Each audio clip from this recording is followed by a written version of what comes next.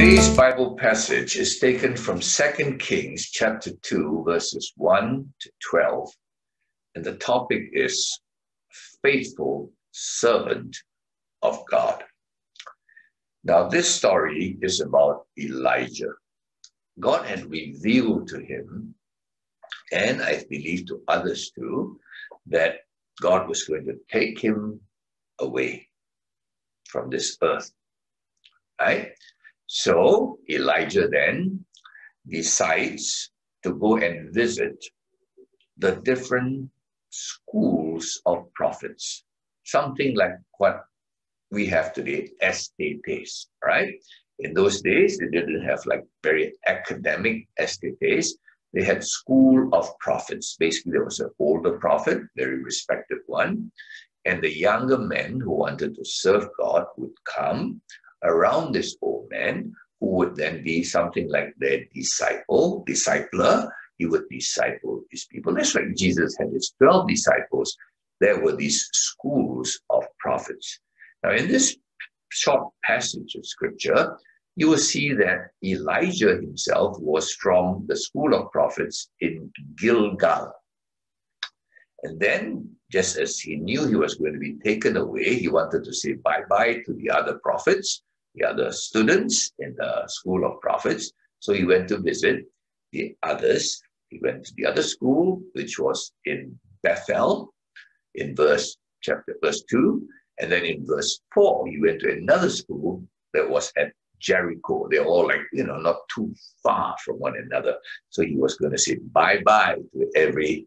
All right, so let's look at this passage in chapter 2, verse 1. Now, when the Lord was about to take Elijah up to heaven by a whirlwind, Elijah and Elisha were on their way from Gilgal. Who is Elisha?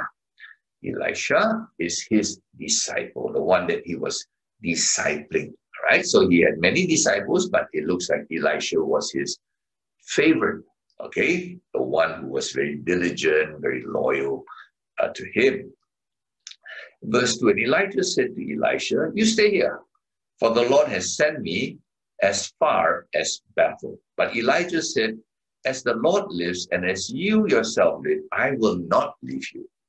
Elisha loved Elijah so much, he didn't want to leave his master. He felt sad his master is going to leave. "I'm going to follow you. Don't. You have a few more days with us. I want to go with you." All right? So they went down to Bethel, and verse 3, and the sons of the prophets who were in Bethel came out to Elisha and said to him, "Do you know that today the Lord will take away your master from over you?" And he said, "Yes, I know, keep quiet." So the other students in the school in Bethel said to Elisha, God's going to take away your master from you. And Elisha said, "I know, damn lah, keep quiet." He was sad. "Don't bring this up to me. My master is leaving. You don't have to tell me again and again. All right? I'm sad." Right? It's like you say your mother is dying, and everybody says, "Do you know your mother's going to die? Do you know your mother's going to die?" It's like, keep quiet. So verse 4, Elijah said to him, "Elisha, please stay here, for the Lord has sent me to Jericho." So after he finished his visit to Bethel, Elijah said to his disciple, "Elisha, you stay here. Don't need to follow me as far. I'll go." Right? I have to go to Jericho. And then, of course, Elisha said, No, you're not going to go by yourself. I will follow you. I want to be with you. So they went again to the other school, right, in Jericho. And then the students in Jericho again said to Elisha, "Do you know, God's going to take your master away?" Elisha said, "I know, don't tell me again." All right. So in verse, after that, in verse, I think verse 8 or 9 or 6, verse 6, then Elijah said to him, verse 6, "Please stay here, for the Lord has sent me to the Jordan River." But he said, "As the Lord lives and as you yourself live, I will not leave you." So after Jericho, after they visited Jericho, the school in Jericho, Elijah again tells Elisha, you stay here, I'm going to the Jordan River, you stay here. Elisha said, no, I'm going to follow you, right? So verse 7, 50 men of the sons of the prophets also went and stood at some distance from them as they both were standing by the Jordan.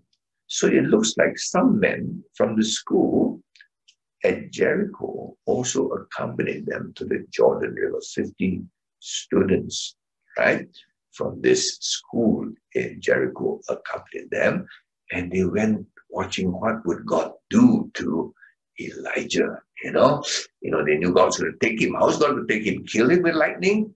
What? They don't know. All right? Nobody knows how God was going to take him. All right? Normally, when we leave this world, we leave by dying, right? That's the normal way people leave this world. What other way is there to leave this world, right? You came into this world one way by being born by your mother, and then you leave this world one way by dying, right? But God's going to take him away. How? Kill him? All right, so verse 8, then Elijah took his cloak, rolled it up, and struck the water. The water was parted to the one side and to the other, so the two of them could go over on the dry ground. So in verse 8, it says, when they reached the Jordan, Elijah took off his cloak, he rolled it up like a towel like that. He hit the water of the Jordan River, and the water parted, just like Moses parted the Red Sea hundreds and thousands of years before this. And everybody watched. Oh, this is a miracle. Elijah did a similar miracle to Moses, who was very respected. Of course, Moses is very respected, the most probably respected prophet. But Elijah now is like, wow, almost the standard of Moses, right? Verse 9, when they had crossed, Elijah said to Elisha, ask what I shall do for you before I am taken from you. And Elisha said, please let there be a double portion of your spirit on me. So just before they cross the river, and Elijah senses, this is it. This is it. God's going to take me away. So he asked Elisha, what can I do for you? And Elisha said, give me a double portion of your spirit. What is the meaning of give me a double portion? All right. For the Jews, it is very simple. The firstborn child gets a double portion, right? I don't know about different cultures. For example, in Chinese culture, the oldest son often gets everything, right? But in Jewish culture, every child gets a portion, every son gets a portion, but the eldest son gets double the portion of the second son or the third son or the fourth son. He gets twice as much. That is the meaning of this. So basically, Elisha is saying to Elijah, can I be your successor, like your number one son, like your eldest son? You see, Elijah had many disciples, but Elisha is saying, can I be the one to succeed you? Okay, to be your, replace you, okay? You wanted to serve God the way Elijah served God. Very good man, right? Later you'll find out Elisha was a good man. And then verse 10, and as they still, and then verse 10, and he said, you have asked a hard thing, yet if you see me as I am being taken from you, it shall be so for you, but if you do not see me, then it shall not be so. In other words, Elijah said, I don't know, I cannot promise you anything, but if you see me being taken up, then you will be my successor. All right, so Elijah actually sensed God was going to take him up in some way, right? Then suddenly, verse 11, and as they still went on and talked, behold, chariots of fire and horses of fire separated the two of them. And Elijah went up in the whirlwind unto heaven. As they were walking, suddenly like some chariots of fire, like spiritual chariots came, separated the two men, Elisha one side, Elijah the other side, and then a wind came, lifted up Elijah into heaven. He didn't die. He was taken up into heaven. Right? And the Bible, he was the second man to be taken up. The first one was Enoch. Now, what is this about? He didn't die. He was taken up in his body into heaven. Body and spirit together. And now he's up in heaven, body and spirit, Elijah. What is this about? Let's look at 1 Corinthians 15, verse 42 to 44, right? 1 Corinthians 15, 42 to 44 says, so also is the resurrection of the dead. It is sown in corruption. It is raised in incorruption. It is sown in dishonor. It is raised in glory. It is sown in weakness. It is raised in power. It is sown a natural body. Verse 44. It is raised a spiritual body. There is a natural body and there is a spiritual body.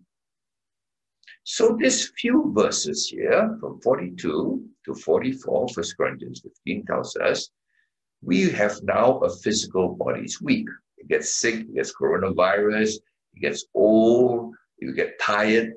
This kind of body cannot work all day, do things all day, sing all day, study all day, enjoy things all day. No. But one day, this body will be replaced by a new type of body. It's a body, but it's called a spiritual body. So it's like Elijah, he was going up into heaven, physical body, and I believe as he was going up to heaven, his body was changing into a spiritual body. Elijah did not go up just as a spirit. He went up as a body and a spirit. And 1 Corinthians 15 tells us, you and I one day, up in eternity, forever and ever, will not just be a spirit floating around, but you will have a body and a spirit, except your body is now a different type of body. It doesn't need to sleep, it doesn't get tired, it doesn't get sick, it doesn't get old. It is a body that is prepared for eternity. Wow. Is that wonderful? When you go to heaven, you see me, hey, Pak Pendeta, how are you? Of course, I won't need glasses because my eye will be perfect. But you can tell it's Pak Pendeta. I'm not somebody else. I'm me. And I said, hey, Pak, Tari Siantar, how are you, Pak? Pak Pendeta. Oh, we can recognize each other because we have a body, right? A new body, right? But not just a spirit with no visible body.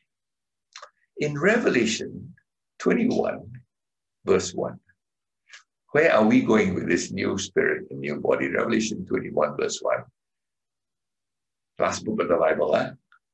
And I saw a new heaven and a new earth. For the first heaven and the first earth were passed away. So we are going up to a new heaven and also a new earth. Wow, isn't that so interesting, huh? All right. So what is this story of Elijah about? This faithful servant of God, the Son of God, was taken up in his body and his spirit. He's in heaven now, Elijah, in body and spirit. One day, you who have trusted Jesus will not just be floating around. You will have a body, a new body, and a perfect body, perfect spirit, living in a new heaven, a new earth. Earth. Revelation 21, verse 1. Okay? And we will enjoy this new heaven and new earth. Just as in Genesis chapter 1, God made the Garden of Eden a beautiful place, but it was destroyed by sin. And now it won't be just a garden, it will be a new earth. And we will live there with Jesus forever and ever. May God bless you. Be a faithful person, and you will go up, lifted up to one day, new body, new person, forever and ever. This body gets tired very easily, gets sick very easily, and will die sooner or later. But my new body will be with me forever and ever. So does Elijah's body. God bless you.